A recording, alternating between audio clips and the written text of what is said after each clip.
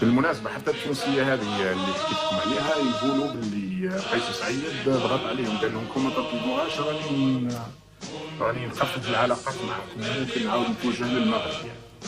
فاضطروا ان يطلبوا التونسية هذه لأن راهي صارت مشكلة كبيرة تاع السيدة التونسية في تونس.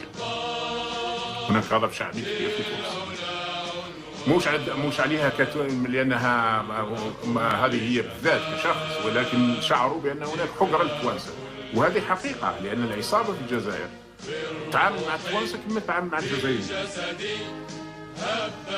وكاين ناس يقول لك احنا من الجزائر، وهي في الحقيقة التعامل مع الجزائريين جريمة، فيزيدوا يوسعوا فيها إلى مسألة أخرى. المهم الأوضاع كما تعرفون توتر. وبالنسبة للعصابة عندها ملفين تكلمنا عليهم كثير من المرات، ملف الصحراء الغربية وملف الإرهاب.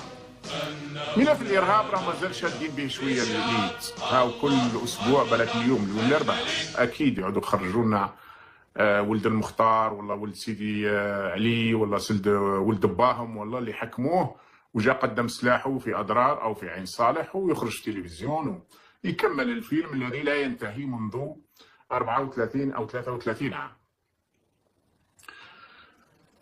لكن موضوع الصحراء لا بدا يخرج، موضوع الصحراء بدا يخرج، وكانت كاينه هناك 4 ضربات متتاليه من 4 قوى هي الأكبر، هي أكبر القوى الغربية. الولايات البداية جات من الولايات المتحدة في 2020 اعترفوا بأن الصحراء الغربية مغربية، ثم لحقتها إسبانيا، ثم لحقتهم ألمانيا، ثم لحقتهم، وهذه هي الأخطر بالنسبة للعصابة، فرنسا. في شهر جوان الماضي كما قلنا دعاوه إلى إيطاليا، كان راح فرحان ورجع ضربوا بموس قطر الدم ما تسيلش كما يقول المثل الشعبي، لأنه ماكرون ثم قال له خلاص رانا حسمنا أمرنا ورانا رايحين نتبناو الطرح المغربي. فبزنس كبير فيها على قول السيسي هبرة كبيرة، يعني فيها أموال ضخمة اللي هو قضية الصحراء الغربية والسلاح فولات إشكال، خاصة أن هذه 4 دول هي الدول الأخطر في الملف الصحراوي، خاصة إسبانيا فرنسا وأمريكا، وألمانيا تجي في درجة رابعة، باقي غير بريطانيا اللي ما زال يشد العصام الوسط لأسباب معينة بما فيها الغاز، يعني ما فيها راح تشري شوية غاز على الله.